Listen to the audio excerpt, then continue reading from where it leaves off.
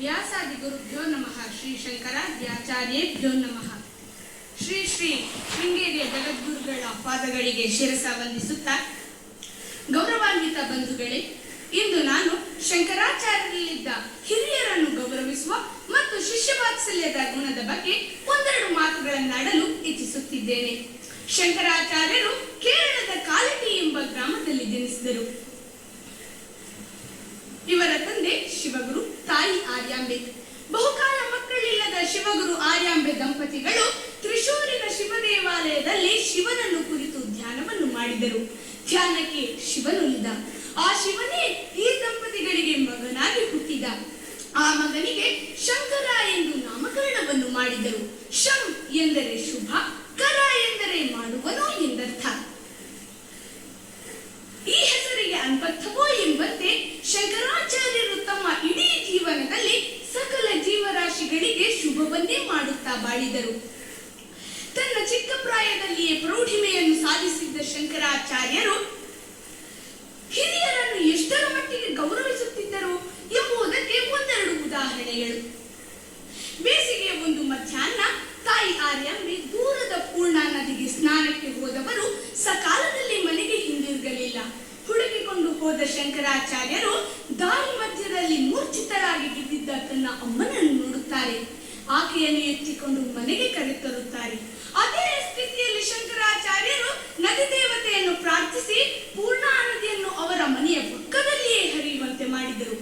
ಅಮ್ಮನಿಗಾಗಿ ನದಿ ಹರಿಯುವ ಸ್ಥಿತಿಯನ್ನೇ ಬದಲಾಯಿಸಿದರಲ್ಲ ಶಂಕರರು.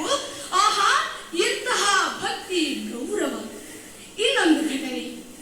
ಶಂಕರಾಚಾರ್ಯರು ಸನ್ಯಾಸಿಯಾಗಲು ಹೋದಾಗ ಅವರ ಮಾತೆಯ ಮುಖಭಾವವನ್ನು ಅರ್ಥೈಸಿಕೊಂಡ ಶಂಕರಾಚಾರ್ಯರು, ಮಾತೆ, ನಿನ್ನ ಏಕೈಕ ಪುತ್ರನಾದ ನಾನು ಸನ್ಯಾಸಿಯಾದನೆಂದು ಉತ್ತರ ಕ್ರಿಯೆಯನ್ನು ಯಾರು ಮಾಡುವರು ಎಂದು ನೀನು ಕೊರಗುವುದು ಬೇಡ. ನಿನ್ನ ಅಂತ್ಯಕಾಲದಲ್ಲಿ ನಾನು ಎಲ್ಲೇ ಇದ್ದರೂ ನಿನ್ನ ಬಳಿಗೆ ಬಂದು ನಿನ್ನ ಅಂತ್ಯೇಷ್ಟಿ ಸಂಸ್ಕಾರವನ್ನು ಮಾಡುತ್ತೇನೆ ಎಂದು ಮಾತು ಕೊಟ್ಟರು. ಬಂಧುಗಳೇ, ಶಂಕರಾಚಾರ್ಯರು ಮಾತು ಕೊಟ್ಟದ್ದು ಮಾತ್ರವಲ್ಲ, ಮಾತಿಗೆ ತಕ್ಕಂತೆ ನಡೆದರು. ತಾಯಿಯ ಅಂತ್ಯಕಾಲದಲ್ಲಿ ಮಾತೆಯ ಬಳಿಗೆ ಬಂದು ಆಕೆಯ ಮನವನ್ನೆರೆತು ಮಹಾವಿಷ್ಣುವಿನ ದಿವ್ಯ ದರ್ಶನದ ಭಾಗ್ಯವನ್ನು ಕರುಣಿಸಿದರು.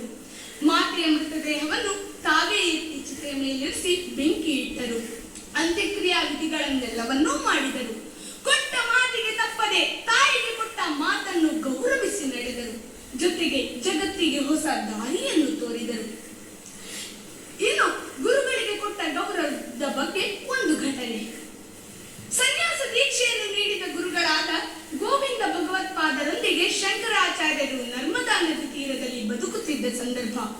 ಒಂದು ದಿನ ಜೋರಾಗಿ ಮಳೆ ಬಂದ ಕಾರಣ ನರ್ಮದಾ ನದಿಯು ಉಕ್ಕಿ ಹರಿಯತೊಡಗಿತು.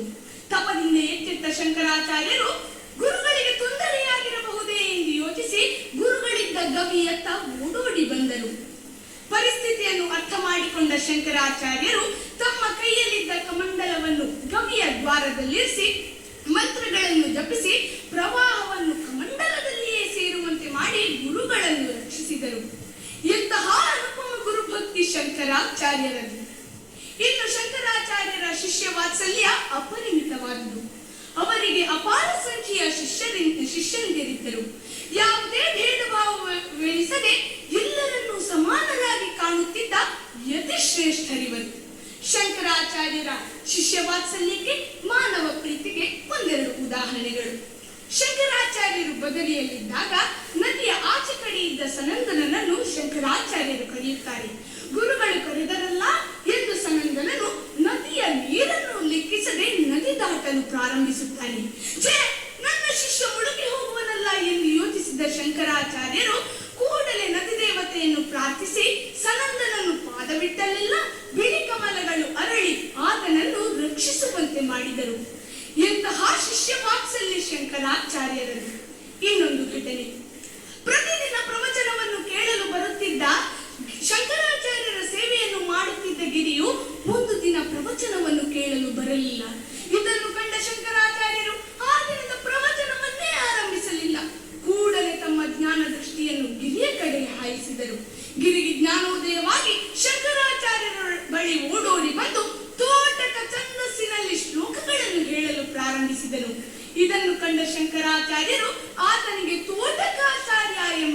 ಹೆಸರನ್ನಿಟ್ಟು ಆತನನ್ನು ತಮ್ಮ ಶಿಷ್ಯನನ್ನಾಗಿಸಿದರು. ಬಾಲಕ ಹಸ್ತಾಮಲಕನಾದದ್ದು, ಮಂಡನ ಮಿಶ್ರರು ಸುರೇಶ್ವರಾಚಾರ್ಯರಾದದ್ದು ಶಂಕರಾಚಾರ್ಯರ ಶಿಷ್ಯ ವಾತ್ಸಲ್ಯಕ್ಕೆ ನೇರ ಉದಾಹರಣೆಯಲ್ಲವೇ? ಇನ್ನು ಬಂಧುಗಳೇ, ನಾನೀಗ ಶಂಕರಾಚಾರ್ಯರ ಜೀವನದ ಕೆಲವೇ ಘಟನೆಗಳನ್ನಷ್ಟೇ ಹೇಳಿದ್ದೇನೆ. ಆದರೆ ಶಂಕರಾಚಾರ್ಯರು ತಮ್ಮ ಜೀವನ ಪರ್ಯಂತ ಹಿರಿಯರನ್ನು ಗೌರವಿಸುತ್ತಾ ಶಿಷ್ಯರನ್ನು ಪ್ರೀತಿಯಿಂದ ಕಾಣುತ್ತಾ ಬಾಳಿದರು. ಇವರ ಜೀವನ ನಮಗೆಲ್ಲರಿಗೂ ಆದರ್ಶ, ಅನುಕರಣೀಯ. ಇಂತಹ ಮಹಾಗುರುಗಳ ಪಾದಗಳಿಗೆ ನಾನು ಶಿರಬಾಗಿ ವಂದಿಸುತ್ತಿದ್ದೇನೆ. ಇವರು ಹಾಕಿಕೊಟ್ಟ ಮೌಲ್ಯಗಳನ್ನು ನನ್ನ ಜೀವನದಲ್ಲಿ ಅಳವಡಿಸಿಕೊಳ್ಳಲು ಪ್ರಯತ್ನಿಸುತ್ತೇನೆ ಎಂದು ಹೇಳುತ್ತಾ ಅವಕಾಶಕ್ಕಾಗಿ ವಂದಿಸುತ್ತಾ ನಾನು ಮಾತುಗಳಿಂದ ವಿರಮಿಸುತ್ತಿದ್ದೇನೆ. ವಂದನೆಗಳು. ಜ್ಞಾನಂ ವಿಜ್ಞಾನ ಸಹಿತಂ ಧ್ಯೇಯ